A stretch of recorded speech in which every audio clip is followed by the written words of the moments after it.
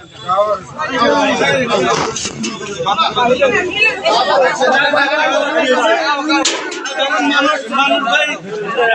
এখানে পাসপোর্ট অফিসের ভিতরে কাগজ জমা দিতে ঢুকছি, আনসার আমার ঢুকতে যায় নাই। তাদের নানান রকম ফোনটি ফিকির, শেষ পর্যন্ত আমার ধাক্কায় ভিতর থেকে বের করা শুরু করছে। আমি বলছি যে ধাক্কাইতেছেন কিসের জন্য, বলেন বের হইতে দিত, গায়ে হাত দিচ্ছেন কিসের জন্য। আমার বলতেছে যে গায়ে কি, আমার হাতে কি কুষ্ঠ আছে, তোরা ধাক্কাইছি তাই কি হচ্ছে। এরপর হচ্ছে এই ধস্তাধস্তি হাতাহাতি শুরু। দুইজন ধরে আমার একজনের সামনে তেজ ধরে আছে, আর একজনের পিছন থেকে মারছে। আমার ভিতর সাইডের মধ্যে আমার শার্টটা ছিঁড়ে ফেলছে। আনসার নাম কি? আনসার নাম সাইফুল, একটার নাম সাইফুল দেখতে পারছি, আর একটার নাম দেখতে পারিনি। আমার মেন অপরাধটা হচ্ছে আমার বলতে কেন আসছেন। আমি বলতেছি যে আমি পাসপোর্টের অ্যাপ্লিকেশন জমা দিব।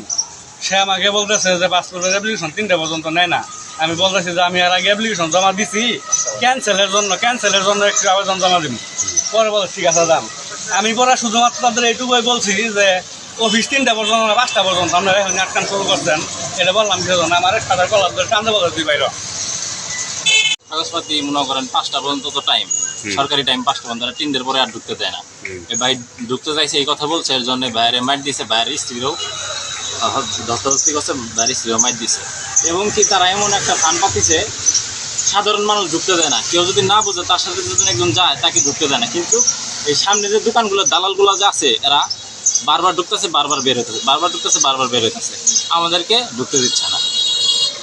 এটার একটা পদক্ষেপ সরকারের নিতে হবে, এটা না নিলে এইভাবে তো চলবে না।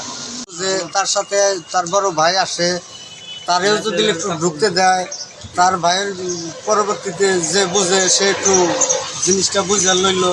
আর এই জিনিসটা যে যার দরকার তারই শুধু যাইতে দেয়।